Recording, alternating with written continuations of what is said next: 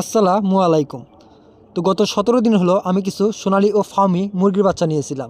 তো প্রথম দিন থেকে ৭ দিন পর্যন্ত এদেরকে কিভাবে যত্ন করা হয়েছে এবং কি কি রকমের ওষুধ দেওয়া হয়েছে, কি ভ্যাকসিন দেওয়া হয়েছে, এটা যারা আমার ভিডিও দেখেছেন তারা অবশ্যই জানেন।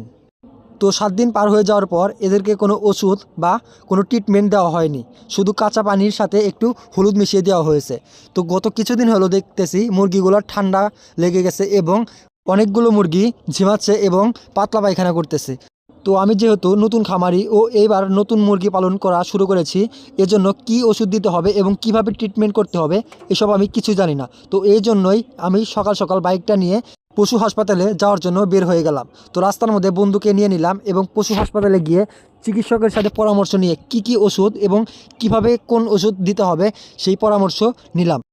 তো ডক্টর কি কি পরামর্শ দিলেন এবং কি কি ওষুধ সাজেস্ট করলেন এই সবই আমি আপনাদের মাঝে তুলে ধরব। এবং আমি কিছুদিন পরে কোয়েল পাখি কিনতে চাচ্ছি, এই সম্পর্কেও ডাক্তারকে বললাম এবং কি কি ওষুধ প্রথম 3 দিন দিতে হবে সেই পরামর্শও নিয়ে আসলাম। তো ফাইনালি আমরা পশু হাসপাতালে চলে এসেছি।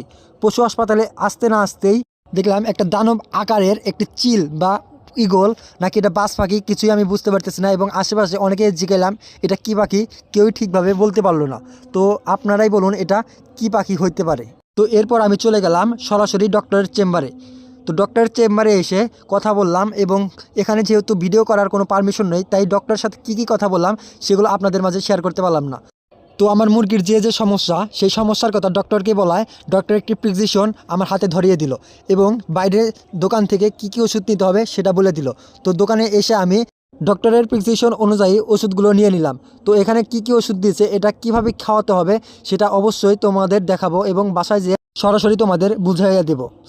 তো আমি আসছিলাম মূলত ঠান্ডার ওষুধ নেওয়ার জন্য এবং পাতলা পায়খানা করে এবং ঝিমায়, এই 3টা সমস্যার জন্যই আমি এসেছিলাম।